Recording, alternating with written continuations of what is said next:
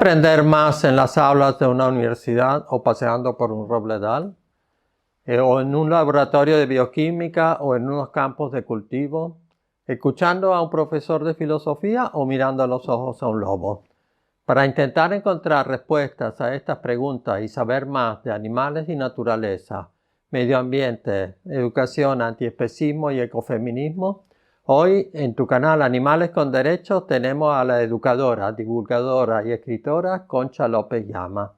Bienvenida, Concha. Gracias por estar aquí hoy. Muchísimas gracias a ti por darme esta oportunidad, ¿no?, de comunicar cosas. Ya. La verdad que restringir tu trabajo a educadora o escritora es muy restrictivo, valga la redundancia. Realmente, ¿tú cómo te consideras? ¿A qué le has dedicado tu vida? ¿A qué le he dedicado mi vida?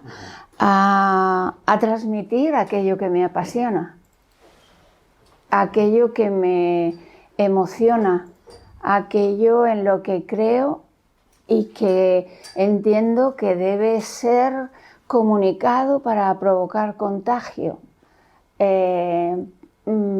Y entonces, desde ahí, entré en la enseñanza, me sentía cómoda porque la necesidad de transmitir la llevo dentro y entonces en las aulas me he sentido siempre cómoda y he transmitido desde la emoción, además desde la razón.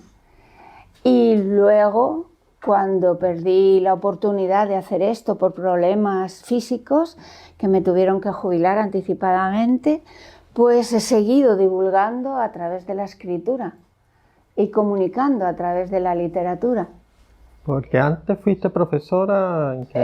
Sí, durante más de 30 años de secundaria, en el ámbito de las ciencias de la naturaleza, biología, geología, ciencias de la tierra y medio ambiente, todo ese campo. Claro, era catedrática de secundaria en ese ámbito. Que la verdad que siempre se habla de la universidad, pero realmente donde más se forma la juventud es ahí donde más formamos nuestro pensamiento, es en la secundaria, ¿no? Entiendo que sí, entiendo que sí. Además te da la oportunidad de hacer tratamientos del conocimiento, entiendo yo, más interdisciplinares, ¿no?, y más globales, por todas las materias que se trabajan de distintos ámbitos, ¿no? Y que si lo haces adecuadamente tú puedes hacer un recorrido interdisciplinar y dar una visión o provocar un pensamiento ecologizado en esos alumnos y alumnas, un pensamiento donde todo se ponga en interacción, y eso creo que se favorece más, al menos en este momento, en la secundaria que en la universidad, donde tú eliges ya un conocimiento determinado y luego pues en cada disciplina son muy cerrados, está mucho más acotado el conocimiento, entiendo.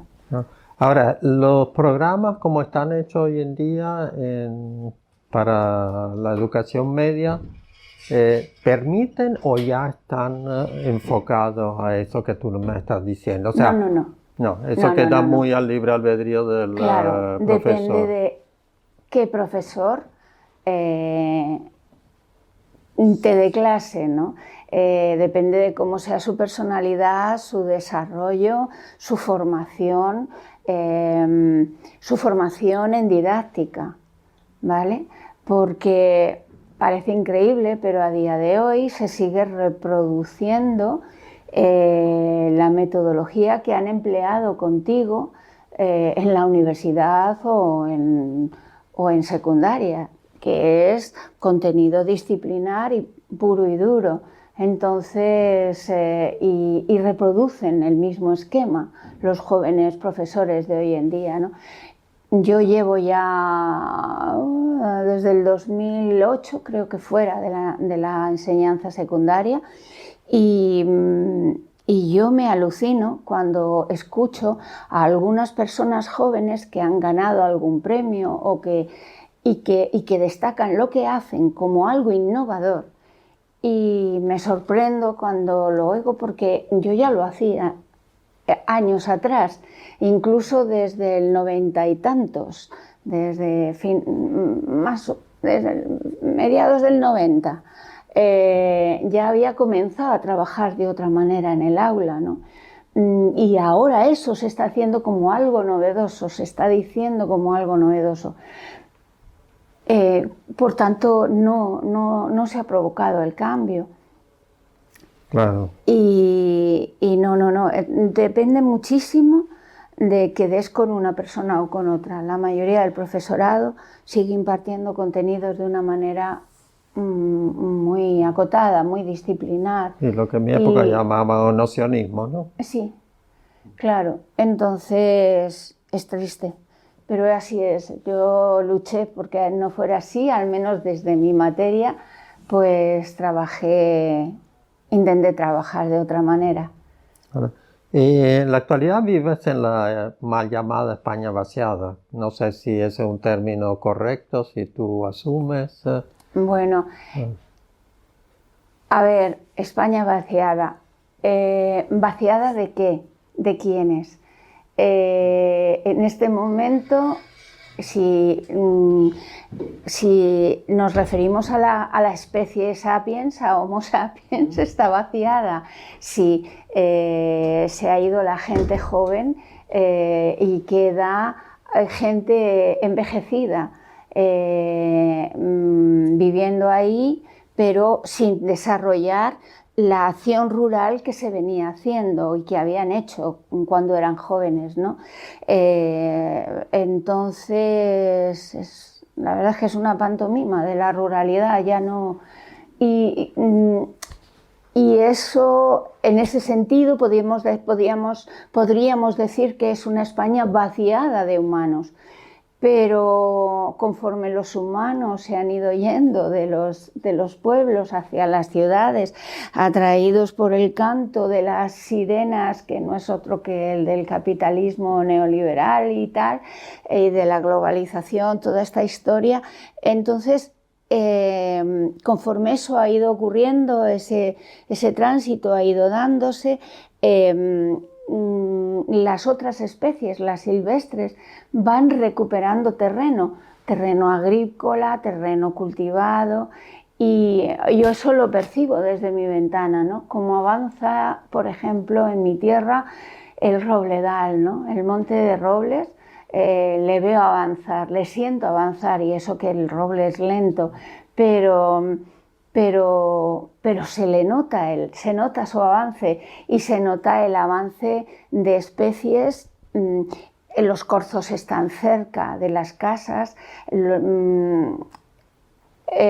bueno, los lobos también, pero también han estado antes, pero sobre todo en la vegetación se nota, van abordando las tierras cultivadas, las tierras agrícolas. ¿Que tú vives en una casa aislada o vives en un pueblo? No, ahora donde vivo, en la Alcarria, que no es mi tierra que me ha provocado la identidad, ¿no? No, pero estoy fuera de lo que es el casco rural y vivo más en relación con el entorno más naturalizado, ¿no? Pero vamos, muy cerquitina del pueblo, de las casas rurales. Ya. Y quería pasar a una de las actividades principales por las cuales estás aquí. Tú ya has publicado 6 libros y tienes otro en camino, ¿no? Uh-huh. Quizás podamos hablar un poco de cada uno de ellos, porque son como tus hijos. Mis hijos. Sí. Sí. Sí. El primero creo que fue Bajo el camino del río Negro. Bajo el dominio. Bajo el dominio del río Negro. Sí, es que está aquí, sí, ese que se ve ahí, Bajo el dominio del río Negro, mirada interior de una naturalista. Sí, por ahí empecé, ¿no? autobiografía, necesitaba, bueno, casi todos brotan de la necesidad de comunicarme, de comunicar lo que te decía al principio, ¿no? Esa necesidad de comunicar aquello que me apasiona. ¿Y qué es lo que me apasiona a mí? La naturaleza externa a mí, ¿no? La otra naturaleza, porque yo también soy naturaleza, pero esa otra naturaleza. Y necesitaba comunicar por qué siento ese vínculo, esa conexión con las otras especies. Me acababa de jubilar, no encontraba mi camino porque estaba sin norte, y entonces pensé cuál era la concha antes de comenzar en la educación reglada. ¿Qué concha era aquella, no? ¿Qué hacía? ¿Qué necesitaba aquella concha? Entonces fui hasta ese lugar, hacia ese espacio pasado, y tiré de aquel hilo, ¿no? Y entonces eso se refleja en Bajo el Dominio, ¿no? La vida de aquella, las experiencias de aquella concha que traspasó por primera vez la línea verde. ¿Y qué es la línea verde? Aquella que yo divisaba desde la ventana o desde porque vivo casi al borde de lo que es estoy hablando no de la Alcarria, sino de mi tierra zamorana, ¿no? De la Carballeda zamorana, que es la comarca en unión con la Sanabria, y que ya está bordeada de Galicia, de Portugal, ¿vale? Esa es mi tierra, ¿no? Entonces, desde la ventana yo divisaba una línea verde. ¿Y qué era esa línea verde? La línea que separaba la tierra de cultivo domesticada de la tierra silvestre, ¿no? De ese espacio de monte, de ese espacio de robledal, que por algo mi comarca se llama Carballeda. Carballo es en esas tierras, y en Galicia, Carballeiras, y en Asturias igual, es el carballo, es el roble, ¿no? Entonces, ese era el límite entre el bien y el mal, el espacio que no debía pasar como jovencita y más de ciudad a solas, y que me lo brindaban en bandeja de oro, porque precisamente me provocaba ese tránsito, ¿no? hacia el otro espacio, hacia el silvestre. Y eso es lo que sale en Bajo el Dominio del Río Negro. Cómo se va creando ese vínculo con ese espacio asilvestrado que me ha proporcionado la identidad que tengo. Sí, porque además ya el título es como una declaración de intenciones, ¿no? Que uno puede vivir en la naturaleza, bajo el dominio de la naturaleza, pero no como una enemiga, sino no, como... Claro, porque, a ver, todos mis libros están escritos desde el ecofeminismo. Pero, y desde el ecofeminismo y el feminismo entendemos que la cosmovisión que funciona a día de hoy, en la hegemónica, está sostenida sobre la lógica del dominio, ¿vale? De la dominación, de la explotación, del maltrato hacia el otro. Yo no hablo de ese dominio.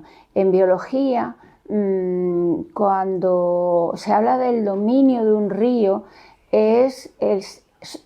hablas de espacios que ese agua puede transgredir, puede abordar en determinados momentos de su ciclo porque haya una gran avenida, y entonces conviene conocer, conviene comunicarte con él para saber hasta dónde puedes tú y hasta dónde puede él, y llegar a acuerdos, ¿no? Llegar a diálogos, sí, acuerdos mutuos, ¿no? Y ese es el dominio que hay, ese es el dominio de la naturaleza. Tú tienes que saber, si vives en una tierra volcánica, saber hasta dónde han llegado las coladas de lava, de cenizas, y luego en función de eso arriesgarte o no, pero conocer al otro, ¿no? Y dialogar con él en la medida de lo posible y decir, mira, vale, tú eres así, tú te desbordas, y además en ese desbordamiento me vas a proporcionar riqueza. Bienvenido. Yo tendré que separarme un poquito de esa llanura de expansión que tú vas a transgredir, de esos espacios que tú vas a transgredir, pero que en el fondo me voy a beneficiar de ellos, ¿no? Entonces, ese es el título, Bajo el dominio del río Negro. Un río que es el mío. En la solapa de atrás, en la sinopsis, hablo del río, y así se lo he presentado siempre a mis alumnas y a mis alumnos cuando hablaba de los ríos y tal, ¿no? Yo he comunicado siempre los conocimientos desde la emoción, y luego ya una vez abiertas las emociones entraba al razonamiento, entraba al contenido científico, pero con el corazón al descubierto, ¿no? Con palpitante, ¿no? Esa ha sido mi estrategia siempre, estrategia que sigo volcando igual en la escritura. Entonces, desde ahí está escrito, y por eso les decía, para mí el río Negro es la continuación de mi arteria aorta. Claro, sí, es un ser viviente que tiene sus áreas. Y con él me dializo, ¿no? Él dializa mi mente, y le dejo entrar y salir, ¿no? Fluye a través de mí, y me dializa, me limpia, me elimina, me ayuda a eliminar aquello que no necesito, que no me es bueno para la salud, para la mía y para la del resto de las especies, ¿no? Y eso es lo que se expresa en Bajo el dominio del río Negro. Sí, además hay aunque sean palabras muy similares, pero dominio y dominación son distintas. Son totalmente diferentes. Eso claro. Es lo que hemos visto ahora con las danas, las que ahora se llaman danas. Uno no respeta al otro, y al otro me estoy refiriendo al río, o a los cauces, a los regueros, a los barrancos, a las aguas que transitan los barrancos a toda velocidad, ¿no? A las arroyadas. Si te pones en medio, si construyes tu casa en medio, estás expuesto al gran riesgo de que la ocupe el agua, porque ese es su lugar. Y a veces es su lugar cada 10 años, cada 50, cada 100, dices, bueno, vale, me arriesgo.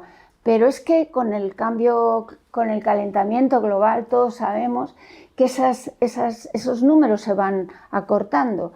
Entonces, si antes ese arroyo abordaba mi terreno, el terreno que yo ocupo cada 100 años, ahora va a ser cada 25, o cada 10, o cada 5, o cada 1, conforme se vaya incrementando el calentamiento en el planeta. Entonces, todo eso hay que conocerlo, y hay que dialogar con ese otro y decir, me temo que tengo que irme a otro sitio a vivir, porque es demasiado riesgo. Claro, eso es lo más barato. Esos espacios precisamente la gente que menos dinero tienen son los lugares que han ocupado, porque son menos caros que otros, ese suelo es menos caro que otro. Entonces es ahí donde todo se tiene que resignificar, ¿no? Y ver el valor de cada cosa y decir, bueno, políticamente hay que poner dinero para que esa gente se vaya a otros espacios más seguros. Bueno, todo en evolución, ¿no? Además, porque en realidad la naturaleza tiene un lenguaje, tiene una dialéctica, Claro, o sea, claro. son cosas que hemos perdido, pero en la antigüedad la gente que tenía que Claro, para la gente que entender la vive en naturaleza. Centroamérica, Sudamérica, hablan de la Pachamama, de la Madre, de los ríos hermanos, de las montañas hermanas, tienen otro vínculo, otra relación y tienen un respeto por ese otro y ese se ha perdido en el viejo continente, en los espacios de la Tierra donde ha triunfado el capitalismo y ahora más aún el neoliberalismo, el mercado libre, todo esto, ¿no? Sí, y creemos Esos que valores podemos dominar, pero nunca. No, es absurdo, es absurdo. No. Yo tengo un recuerdo en cierto lugar que había un puente por el que siempre pasaba y toda la gente se quejaba porque el puente estaba muy alto sobre un riachuelo insignificante. Claro. Y en cierto momento hubo una riada, diana, lo que como se quiera llamar, y el agua, el puente tenía 300 años, y el agua llegó justo por debajo del puente. Claro. O sea, el puente lo había construido alguien que sabía que tenía que estar ahí. Y la verdad que los ríos le dicen a uno, tú puedes cultivar aquí, tú puedes vivir aquí, puedes pasear por aquí, con puedes hacer con tu esa casa. riada yo te voy a dar riqueza, porque voy a dejar materiales que de otra manera no vas a tener, minerales, elementos que luego van a nutrirte, van a nutrir a los vegetales que pongas, pues no, hemos olvidado ese diálogo, ¿no? Y yo necesitaba contar todo eso. Entonces... El año siguiente después publica La piel restaurada, sí. que sigue en la misma línea, pero es bastante diferente, ¿no? Es muy diferente, Sí. es muy diferente. Yo estoy viviendo un momento duro, personal, porque, bueno,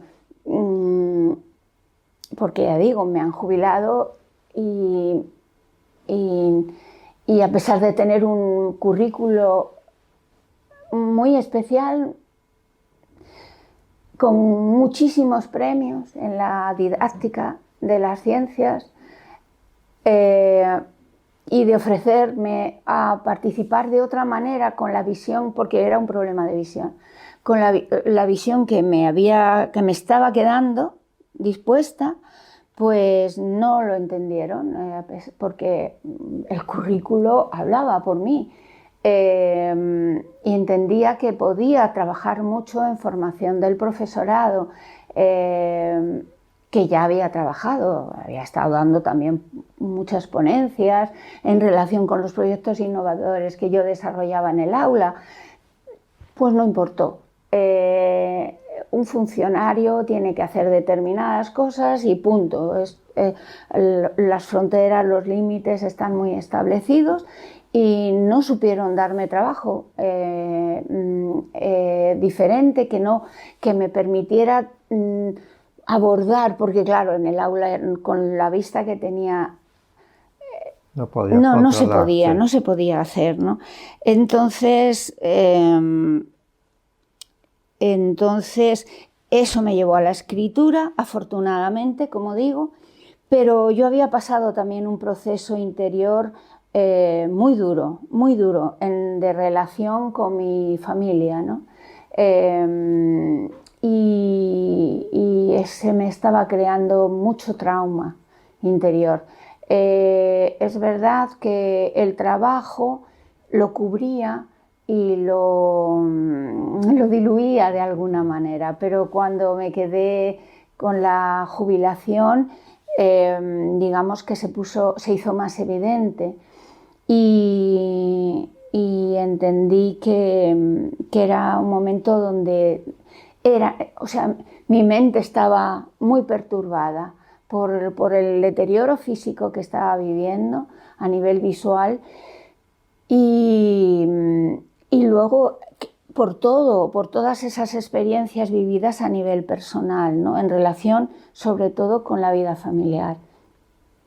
Y lo volqué en la escritura de La piel, pero el tratamiento de este libro es muy curioso porque sí que es verdad que tiene también un hilo medioambiental, ¿no? O sea, la historia, que por cierto ahí no pongo mi nombre, ¿no? En ese momento todavía no podía llamar a los personajes con el nombre real porque no me atrevía.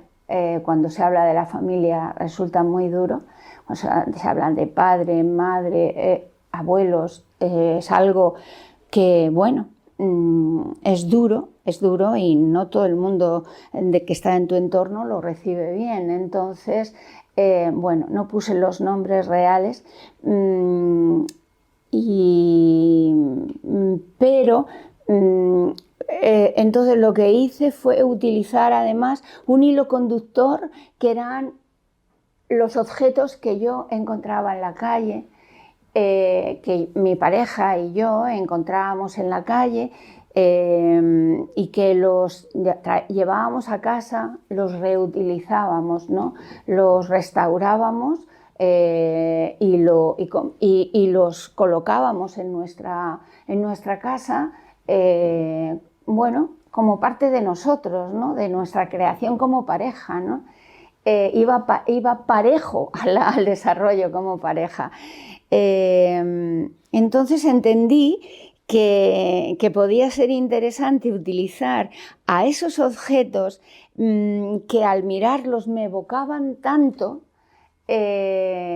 tanta creación, pero a la vez tanta destrucción personal, emocional. Entendí que me podían servir como hilo conductor para ir desarrollando toda la trama traumática que yo había vivido en relación con mi familia. Y como ves también se muestra ese afán mío de recoger, darle una segunda o una tercera vida a las cosas, transformarlas y no dejarte llevar por la compra de nuevos objetos, que pueden ser bellísimos, pero también son objetos donde tu alma no está, donde tu espíritu no está, por llamarlo de alguna manera. Tu personalidad no está ahí. Y adquieren una identidad, forman parte de tu paisaje interior, ¿no? Y ahí está reflejado en La piel restaurada. Conforme vas decapando, liberando las capas sucias, estropeadas, pintadas, por alguien que luego lo ha dejado abandonado en una esquina, yo también me iba decapando y me iba intentando rehabilitar. Esa es un poco la estrategia que utilicé para poder escribir y volcar el psicodrama, ¿no?, que llevaba dentro. Ya.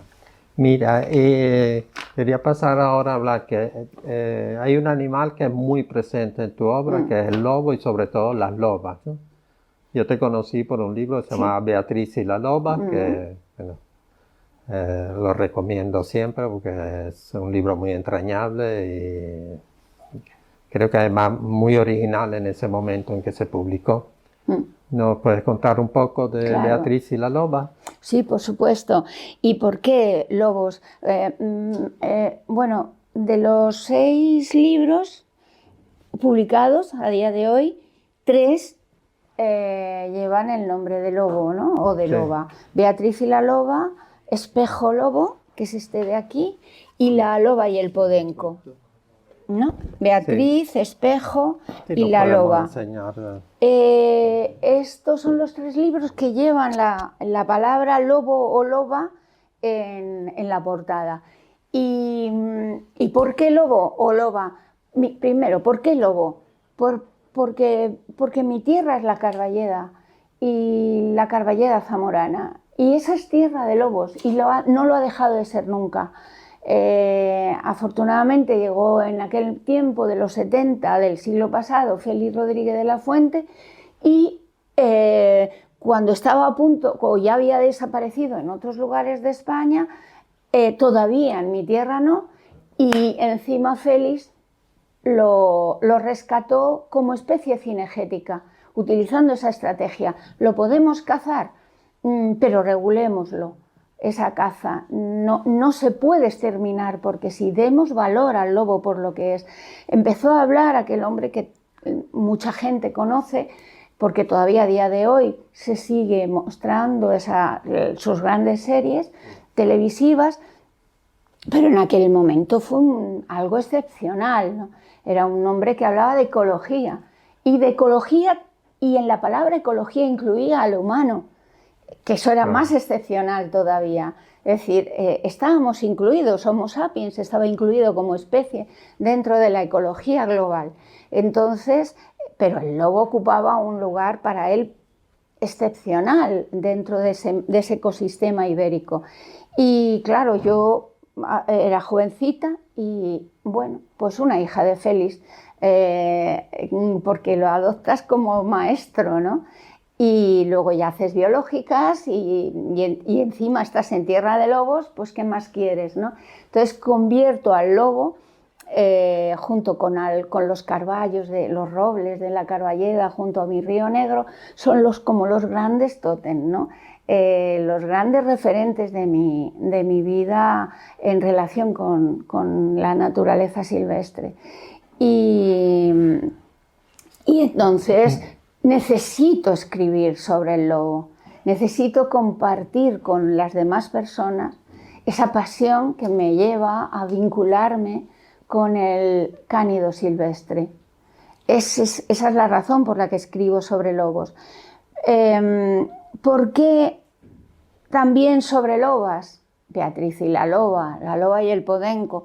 Pues porque la loba, al igual que las mujeres, desaparecemos si no se nos nombra. El lobo ibérico, ¿no? Que decía Félix, ¿no? El macho ibérico, ¿no? Sí. El macho alfa en aquel momento, que ahora ya no se habla de machos alfa en las manadas. Bueno, y cuando te quieres dar cuenta, la loba no aparece por ningún lado. No se sabe qué papel hace la loba dentro de una manada. Como no se sabe qué papel hemos jugado las mujeres si no se nos nombra y solamente hablamos del hombre, como hasta hace muy poquito se ha definido a los que somos Homo sapiens, ¿no? De manera que dije, hasta aquí, démosle protagonismo a la loba y también al lobo. Por supuesto que sí, pero demostremos el poder de la loba, el valor de la loba en la manada, no solamente reproductivo, sino también como ser que contribuye a la organización y a la alimentación del grupo, a la educación, al bienestar del grupo en la manada. Entonces, por eso decidí convertirla en protagonista de mis novelas. La Beatriz y la loba es quizás la obra mía hasta el momento más destacada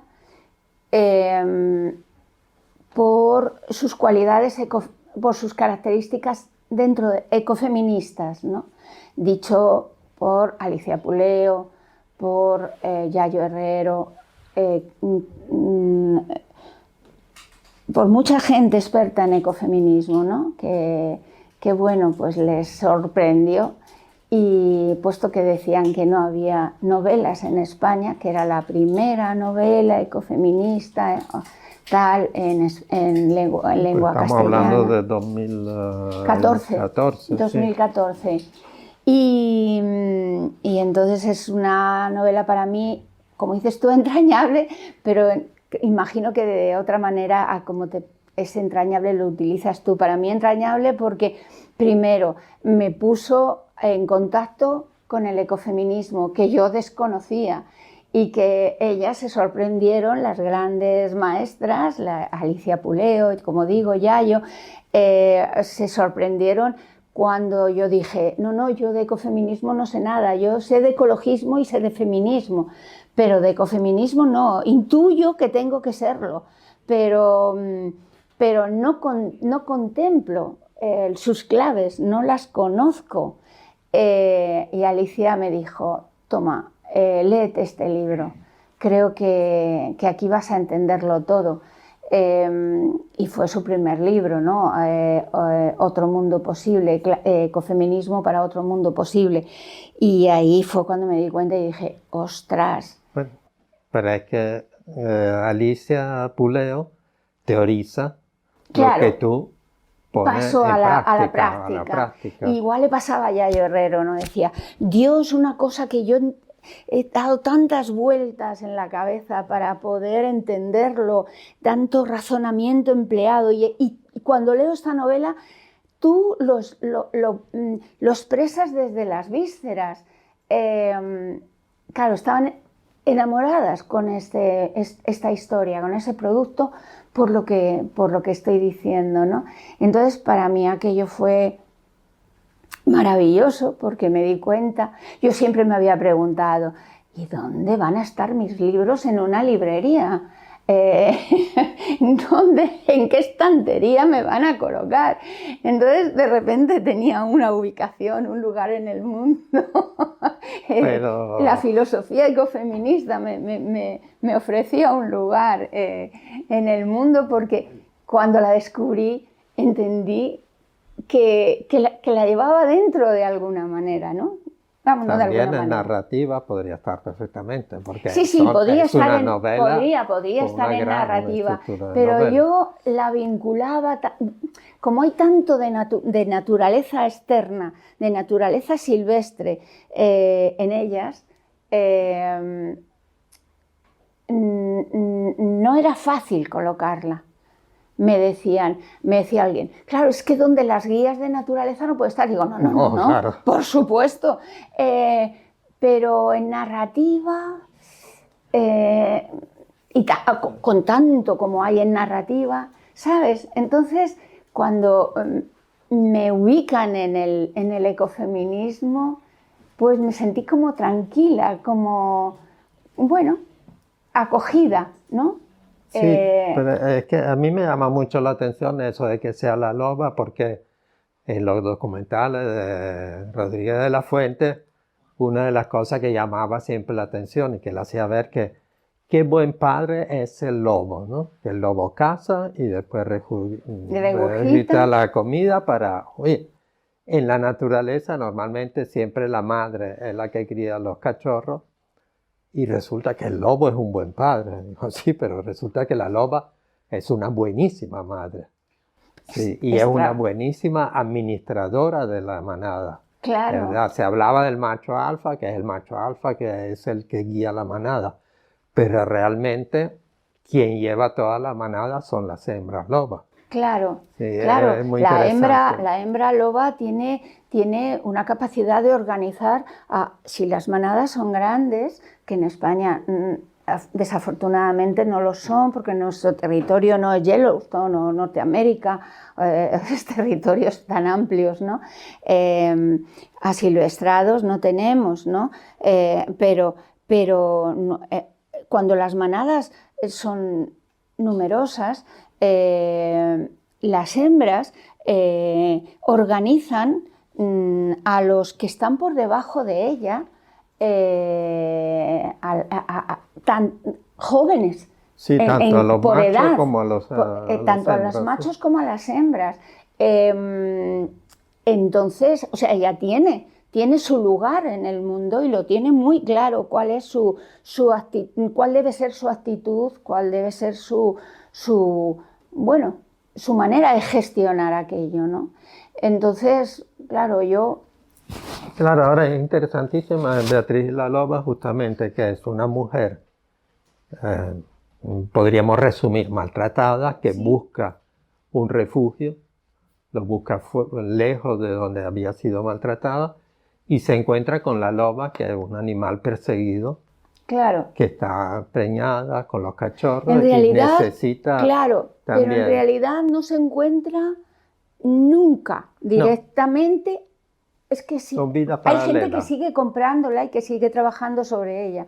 Y no quiero desvelar el final, porque además todo el mundo dice, no, es que es cinematográfico, es que tal.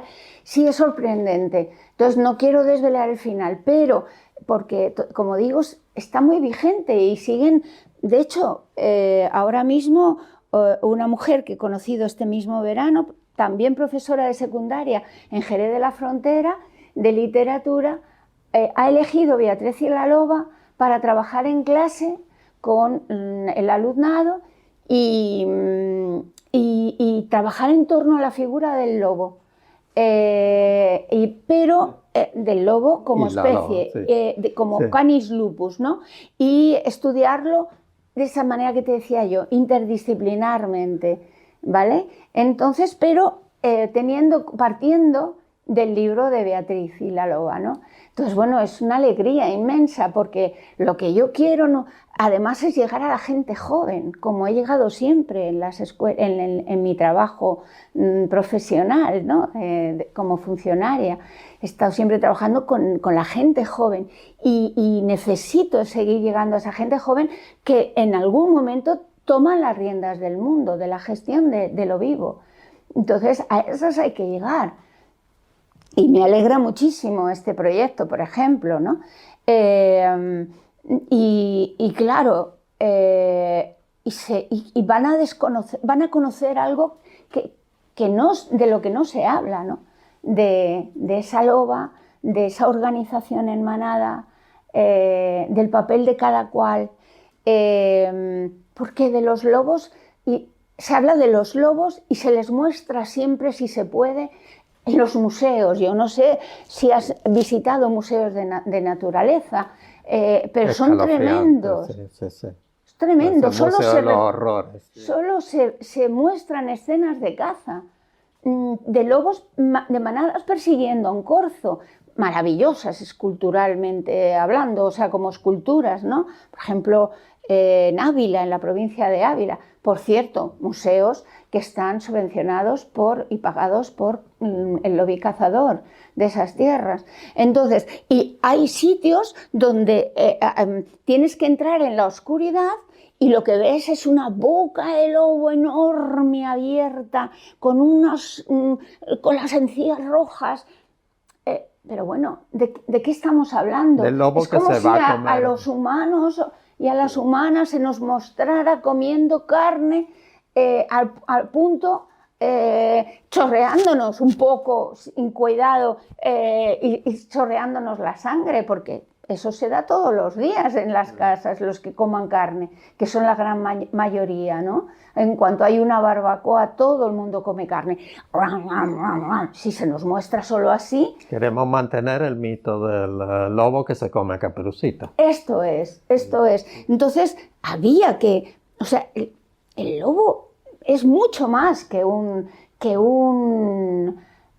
depredador. Un depredador. Un depredador cárnico. Es mucho más. Tiene su propia vida, en todos los sentidos. Y ahora hay otro libro más que tienes, que es La Loba y el Podenco, que son prácticamente las grandes víctimas del sector cinegético. Claro. Sí. Continúo, y bueno, ahí además es con la misma editorial, con Bogodón Ediciones, y hice un guiño, ¿no? Porque, dos guiños. Uno es que la loba se llama Anuk, porque le pongo nombre a los personajes de las novelas o de los cuentos, le pongo nombre. Anuk, en lengua teutona, antigua significa lobo o loba. Mi nieta lleva el nombre de Anuk y dije, esta loba se va a llamar Anuk. Anuk como mi loba, como mi nieta, perdón, y Anuk como se le conoce en lengua teutona. Me parece muy bonito esa kame y esa u le dan una... Anuk tiene las vocales del aullido, ¿no? Au, es la A y la U, entonces me parecía que estaba en resonancia, ¿no? Ese nombre con el propio sonido que hacen los lobos y las lobas al aullar. Entonces, ese es un guiño. Y el otro guiño es que ella es abuela de los lobeznos que tiene Oak. Y Oak es la loba de la novela de Beatriz y la loba. Entonces hay como una continuidad familiar y me gustó hacer ese guiño. Claro. Como además era la misma editorial, dije, bueno, pues la saga de Oak, ¿no? Oak además significa roble. Claro. En inglés, bueno, para no enrollarme mucho más. Bueno, el mismo y Carballo, el podenco, ¿no? Se encuentra con esa loba y tiene que gestionar ese vínculo, ¿no? Ese encuentro. Muchas veces los lobos, cuando viven en grupo, atacan a perros asilvestrados o a perros del ganado. Se convierten en sus... pueden depredarlos, pueden matarlos, porque les están impidiendo llegar a la comida, por ejemplo, las ovejas o los corderos. Aunque si hay vida silvestre, no quieren acercarse a los ganados. Esto hay que tenerlo en cuenta, hay que desmentir esos mitos, ¿no? Evitan ese conflicto entre cánidos, ¿de acuerdo? Pero si no lo pueden evitar y no hay otra comida más cerca, hay lobos y lobas que matan a perros asilvestrados, a perros abandonados por el sapiens. Bueno, Podi es un podenco jovencito, es macho. No debió gustar demasiado en la primera montería y se queda, se pierde, se queda abandonado, se queda solo. Pero es que Anuk, la loba, está sola, la han dejado sola. La han dejado sola, Sapiens ha provocado su soledad. Los fuegos, los incendios, por mala gestión de los bosques, pinares enormes, bueno, pues matan al macho de esa manada, a su pareja, a la pareja de Anuk, y también los lobeznos se los quitan humanos, ¿no?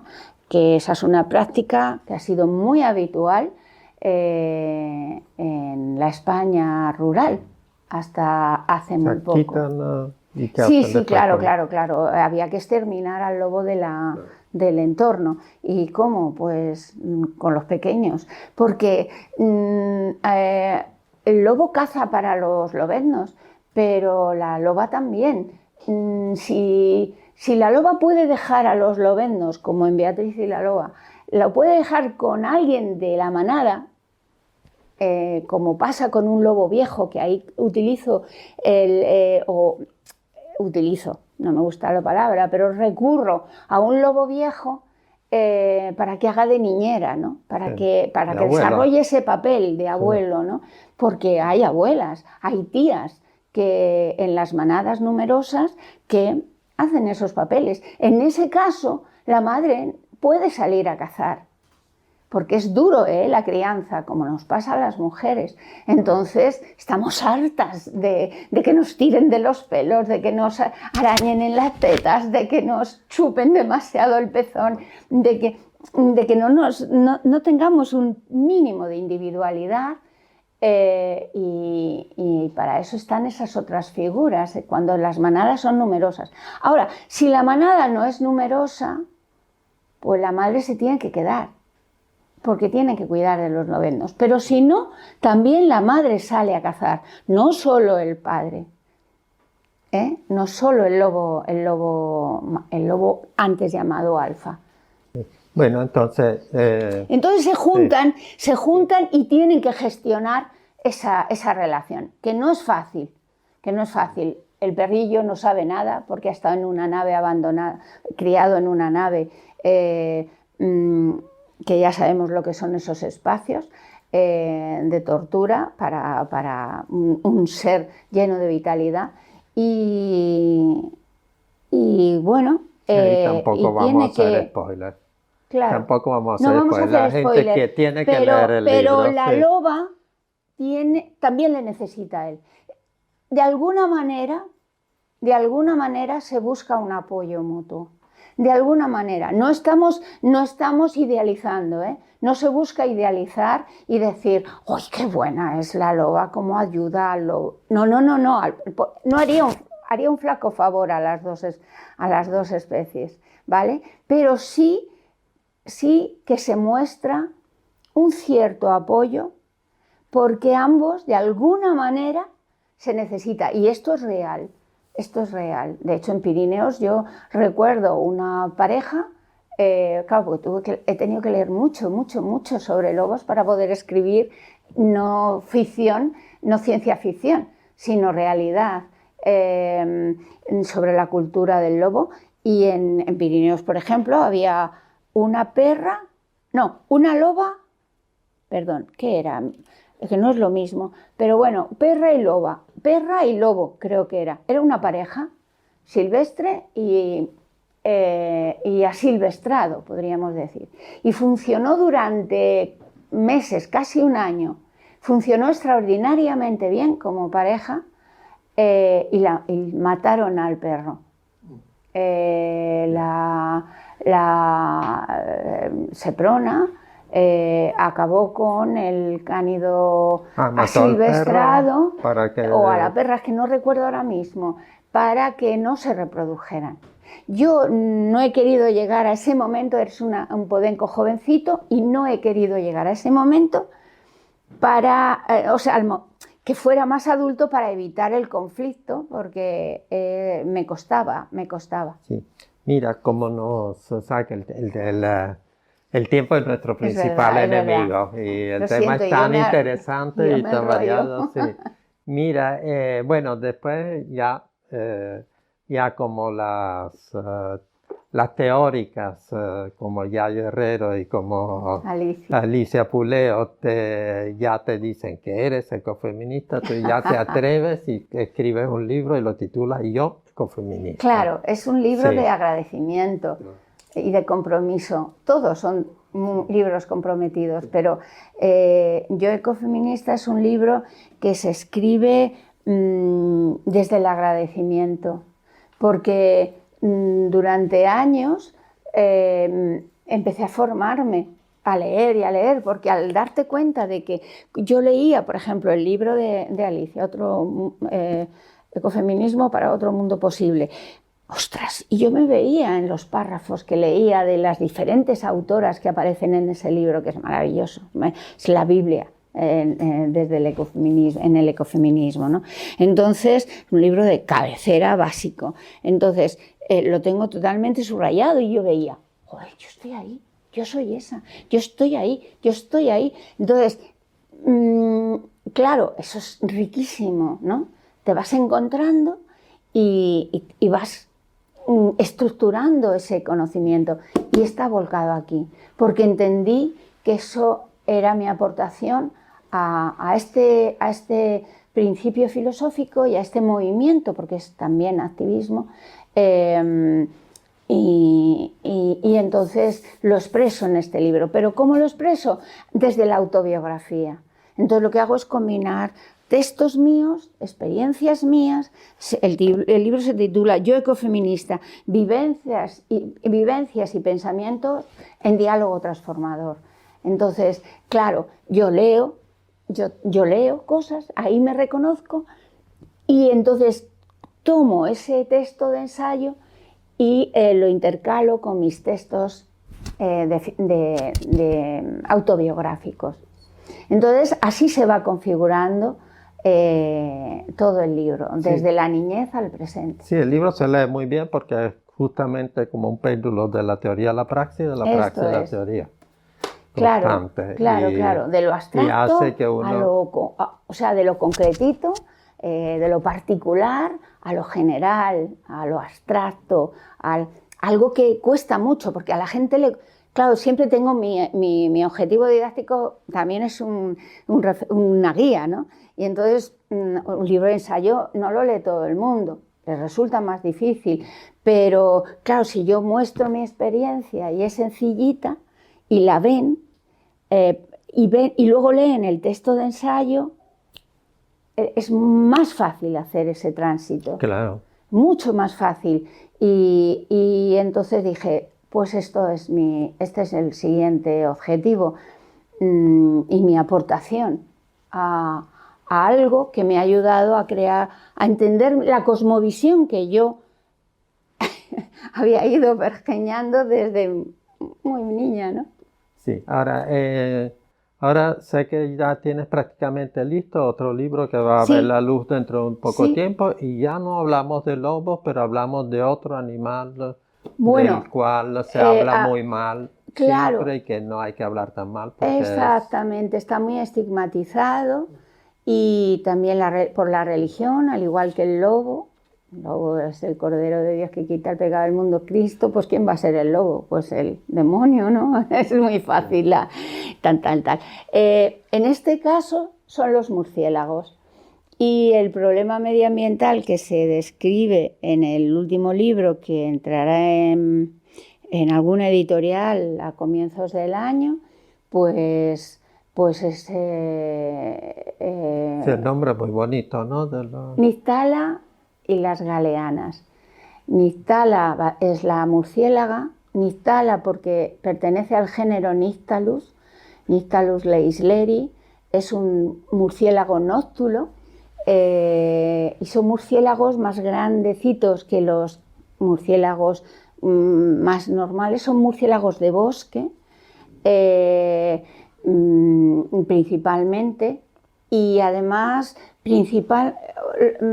sí, les gustan mucho las carballedas, las carballeiras, entonces con ellos me identifico. Pero también pueden vivir en pinares y en la zona sur de la península ibérica, por Cádiz y por ahí, pero les gustan más las tierras más húmedas, los bosques más húmedos y tal, ¿no? Como digo, las carballedas, los castañares, los hayedos, tal. Y es una especie que reúne unas cualidades maravillosas. Y la hembra, es una hembra, porque es que son tan ricas las experiencias de las hembras. ¿Y las galeanas? Las galeanas bueno, esa es otra cosa. Eso es que si te lo cuento me va a llevar... No vamos a hacer spoilers. Pero las galeanas son las hijas de Júpiter. Son las 4 hijas de Júpiter. Y Júpiter es un empresario gallego de alto nivel, porque es un promotor de macroproyectos de instalación. O sea, que lo que hace es instalar los eólicos en las cumbres del noroeste ibérico y en concreto de Galicia. Claro, y es lo que acabas de decir. Y él se llama Júpiter. Y es un... Y el tema es lo que acabas de decir, que les gusta, pueden vivir en los bosques si les dejamos vivir, porque lamentablemente... Primero, si les dejamos vivir, porque los bosques están muy amenazados, pero es que los eólicos es un gravísimo problema para aves y murciélagos. Según las últimas estadísticas, A ver, las probabilidades que se barajan es de 1 millón de murciélagos al año.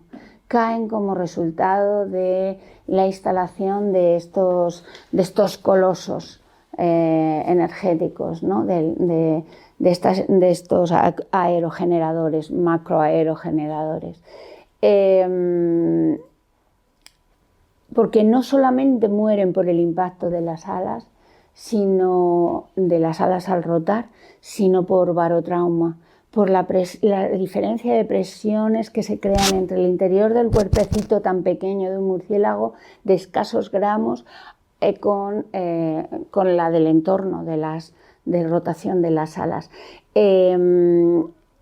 Los estallan por dentro, se mueren estallados por dentro, hemorragia interna. Sí, ni siquiera el impacto directo. Sin impacto, sí. Mueren, caen, a veces caen, todavía no se dan cuenta de que están en plena hemorragia y no caen a lo mejor debajo del aerogenerador, sino un poquito más alejado, pero caen, y caen intactos como si estuvieran vivos, pero por dentro están destrozados. Y hablan de, pues eso, de grandes cantidades, y si el trabajo se hace bien, porque el rastreo de los aerogeneradores, el rastreo de seres muertos por aerogenerador es muy difícil. Vamos a aclarar. Es que son temas tan... Sí, no, pero vamos a aclarar el hecho. Si se ha hecho bien el trabajo de saber cuántos mueren. Claro. Sí, o sea, es que daba como así una impresión de como que claro. Si se hace bien, porque como que fuera la función de los aerogeneradores. Es que tuvimos un programa ya aquí con nuestro común amigo Luis Miguel Domínguez sobre los aerogeneradores, que realmente es terrible la cosa. Yo confieso que antes a mí me parecían una gran solución. Sí, claro. Es que lo es. Los que decimos no a estos decimos no a las macroinstalaciones que siembran, que ocupan las cumbres, que destrozan los entornos silvestres de las cumbres montañosas, o las macroinstalaciones de placas solares. Hablamos de lo mismo, son macroinstalaciones. No estamos hablando de instalaciones aisladas en entornos que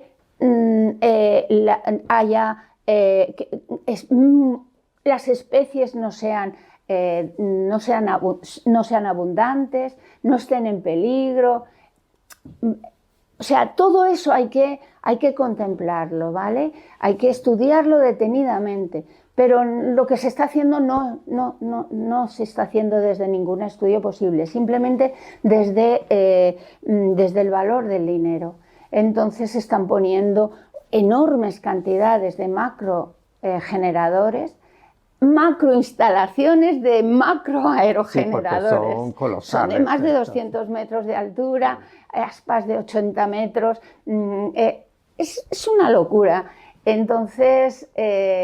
Y además se piden cosas, ¿no? Se piden cosas, se dice, por favor, si no quieres matar murciélagos, evita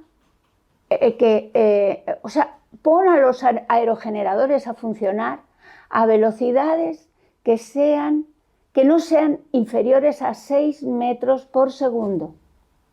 O sea que sí podría haber una manera de utilizarlo. Sí, para que no caigan tantos, porque los murciélagos salen a volar de noche y a depredar y a alimentarse hasta esa velocidad.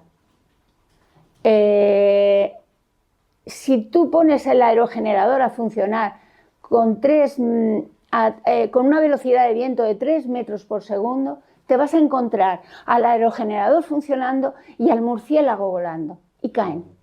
Sí, mira, Concha, o sea que hay acuerdos, todo, pero en otras proporciones. Hace falta voluntad. Sí. Claro. Mira, el tiempo es nuestro principal enemigo y lamentablemente tendríamos ganas y material para hablar horas y horas. Sí, sí. Pero me gustaría que le dieras como una pincelada final y le dijera al público de este canal cuál es un mensaje que puedas darle tú. ¿Qué es la necesidad principal? ¿Educación? ¿Compromiso? ¿Algo? ¿Sí? Si te apetece. Sí, Porque creo que no ha habido un solo momento en que no hayas dado una indicación de las claro, cosas que no hay que hacer claro. y las cosas que hay que hacer. Pero quedan cosas. Mi formación es científica y escribo desde la ciencia, pero también escribo desde la emoción. Es más, como he dicho antes, la emoción abre la mente para recibir los conocimientos científicos también de otra manera. Y la ciencia se puede resignificar también. Cuidado, porque también desde el ecofeminismo la ciencia la podemos resignificar. La ciencia actual es una ciencia patriarcal porque ha sido gestionada y desarrollada desde el patriarcado, por varones. Afortunadamente están cambiando las cosas, pero muchas de las mujeres científicas a día de hoy siguen todavía bajo ese estigma patriarcal. Entonces, y desde otras ciencias, desde otra ciencia y desde la aportación ecofeminista a la ciencia, sabemos que la naturaleza es rica en simbiosis. La naturaleza no es solamente depredación. Eso es algo que se debe resignificar. Hay que favorecer el apoyo mutuo entre especies. Y desde luego desde el patriarcado esto no se hace. De manera que abramos la mente al ecofeminismo y nos sorprenderemos de que podríamos hacer una cosmovisión, podríamos crear una cosmovisión y unas interpretaciones de lo vivo mucho menos tóxicas, mucho más menos hostil, ¿no? Habría menos dolor en el mundo. Entonces, esto es lo que de esto no hemos hablado, pero quería dejar esto también para el final. Bueno, muchas gracias, Concha, y a todos los que nos están viendo, muchas gracias por asistir. Esperamos que los temas le estimulen para que lean los libros de Concha López Llamas. Y nada, este ha sido un nuevo programa en vuestro canal Animales con Derechos.